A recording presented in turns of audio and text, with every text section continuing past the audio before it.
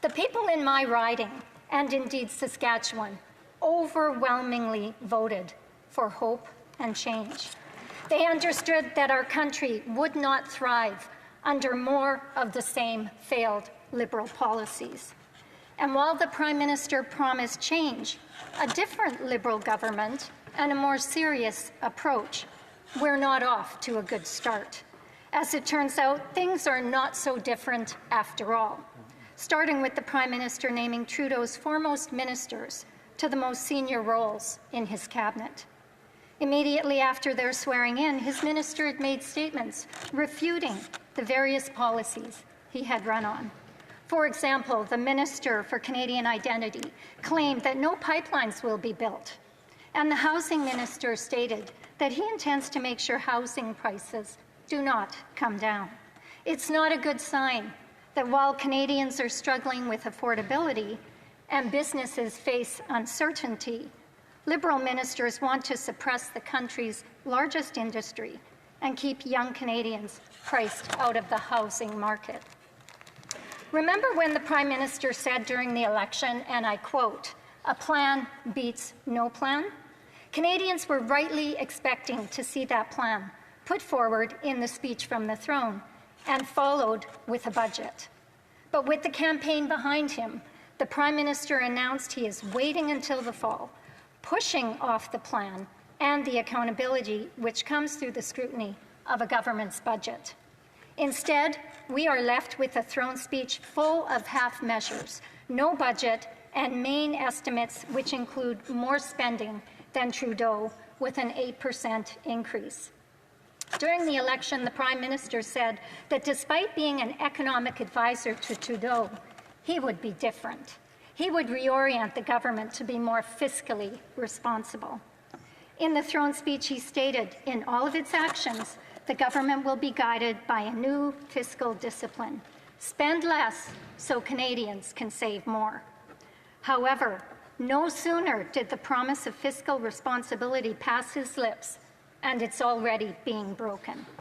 And now we see that the spending of the Trudeau years will carry on under this Prime Minister. The main estimates were released last week, with the government asking to spend nearly $500 billion in its first spending bill. How can the Liberals keep a straight face claiming to be fiscally responsible while supporting a spending bill that even outstrips Trudeau's spending from last year? Within this $500 billion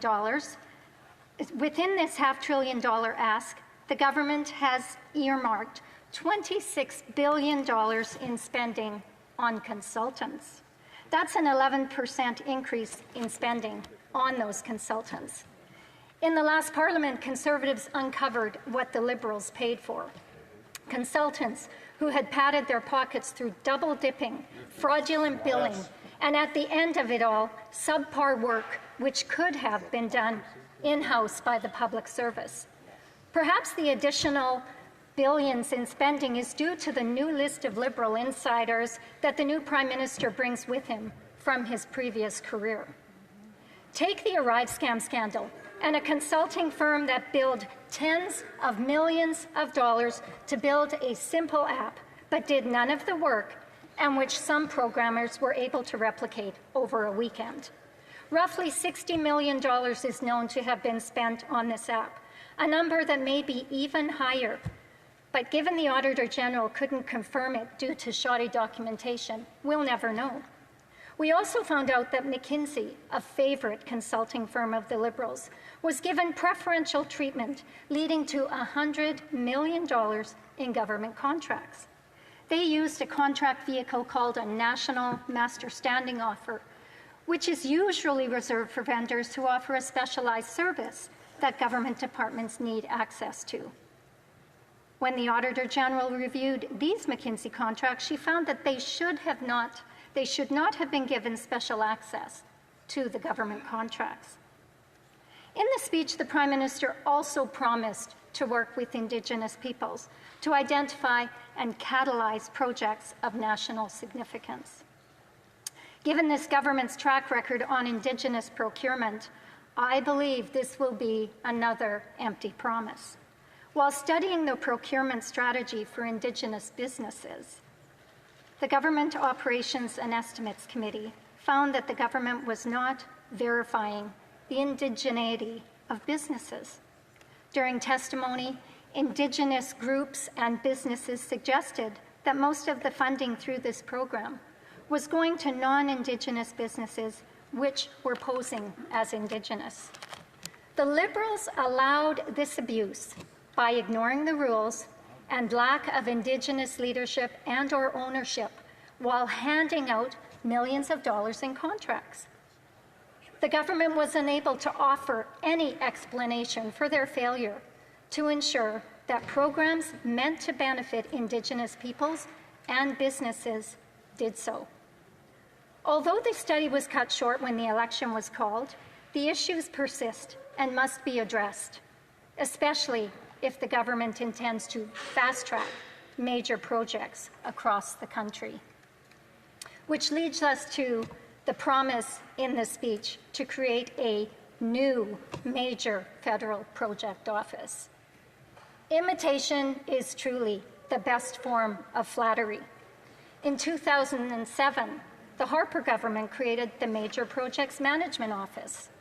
The goal of the office at that time was to improve coordination within Canada's regulatory system by providing industry with a single, efficient point of entry into the federal process. It also provided for the integration of Crown consultation requirements with Indigenous communities at the beginning of the process, which further demonstrated the Harper government's commitment to consulting with and listening to Canadians, especially those most directly affected by resource development projects, all while upholding Canada's world-class environmental standards. Sound familiar? However, the last 10 years of an anti-development Liberal government has made Canada dependent on and vulnerable to the U.S. Without a commitment to scrap the production cap on Canadians, repeal Bill C-69 and Bill C-48, and axe the federal industrial carbon tax, this proposal is just another empty promise. In closing, Mr. Speaker, the promises made in the speech from the throne do not line up with Liberals' actions. While promising to enact more fiscal discipline, they are increasing spending. While promising to define a new relationship with the United States, they are dropping retaliatory tariffs and allowing the U.S. to take jobs out of Canada. While promising to make Canada an energy superpower, Liberal ministers insist that pipelines should not be built and Canada's oil and gas should stay in the ground.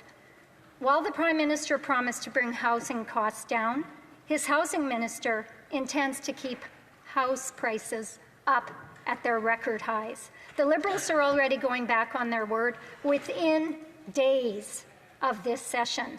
Unfortunately for Canadians, this so-called new Liberal government looks a lot like the old one. Yep. After 10 years of high spending, leading to inflation, leading to an affordability crisis, Canadians want fiscal restraint and a government that will be responsible with their tax dollars. Canadians can count on Conservatives to fulfill our duty every day to stand up for them and fight for change and restore hope once again. Thank you. Question, commentaire, questions and comments. The member for Winnipeg North. Thank you, Mr. Speaker. I want to pick up on the type of Conservative spin that really hasn't changed. You know, the members opposite like to talk about pipelines as if they actually did any pipelines during Stephen Harper's era, bringing our product to the coastlines. They didn't do that, Mr. Speaker. Not 1 inch of pipeline. In fact, the only pipeline that we've actually seen in the last 20 years bringing things to the coast was actually under the former Prime Minister, Justin Trudeau. Yet the Conservatives tried to give this false impression as if they actually know how to get the job done, when they don't, Mr. Speaker. My question to the member opposite is, would she not agree that it's time that maybe we put a little bit of the so-called misinformation to the side that comes from the Conservative Party and focus on the Canadian and his best interest? And would she not agree it's time that we have a Team Canada approach in dealing with the Trump tariffs and trade issue, something which her constituents are concerned about, as mine, all Canadians are? Carlton Trail, Eagle Creek. Thank you very much, Mr. Speaker. And just when this Prime Minister and this caucus would love us to believe that this is a new government, that member stands up and asks a question and proves over and over again that this is the same old tired government that we dealt with in the last Parliament. And it should go without saying, and he would be familiar with this, that I rarely ever agree with anything he says. Mr. Speaker, the past 10 years of Liberal governments have shown that they are not interested or serious about making Canada an energy superpower. Despite all their rhetoric, their actions have spoken louder than their words, and we can expect more of the same. Thank you.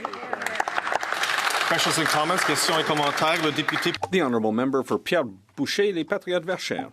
Thank you, Mr. Speaker. Well, I think it's fascinating to see the Liberals and the Conservatives arguing over who is the most in favor of the oil sector and pipelines. But the question that I would have for my Conservative colleague following her speech is, well, given this transformation of the Liberal Party into the Conservative Party 2.0, does she not feel like maybe there's no more reason to be for the Conservative Party since the Liberals are doing the Conservatives' job? Trail, Eagle Creek.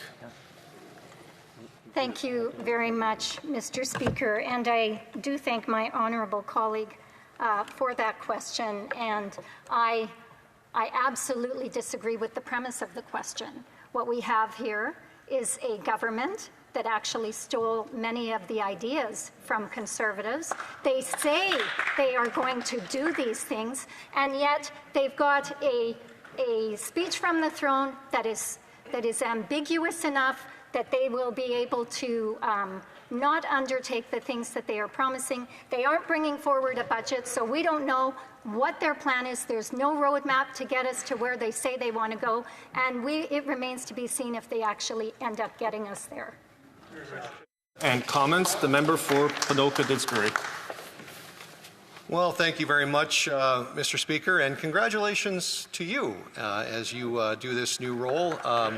You and I are fellow Albertans that have been in this place for a long time, and I want to thank my colleague from Saskatchewan, Carleton Trail Eagle Creek, for her excellent speech. She gave us quite the list of things that Liberals said that they would do, just to find that they're going to do the exact opposite once they get elected. And that seems to be pretty much the way the Liberals operate in Canada. They say whatever they need to say, create whatever state of fear they need to create in order to get elected, and they come to Ottawa and basically renege on all of the promises that they made. I know for me in my constituency, there's a lot of hunters, anglers, farmers, ranchers that own firearms. We heard His Majesty the King in the speech from the throne talk about respecting law-abiding firearms owners, yet we take a look at the estimates tabled by this government. They're going to spend $4 going after law-abiding gun owners for every $1 that they're going to spend going after gangs and criminals. I'm wondering if my colleague would talk about how Liberals seem to say one thing and do the exact opposite, not just on energy, not just on agriculture, not just on firearms, but basically everything that they do.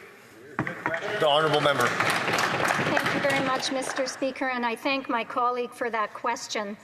You know, the Prime Minister has been in office since March 14th and is now pushing back presenting a budget for 6 months. He's pushing it down the road, even though his fall economic update was tabled in December of last year.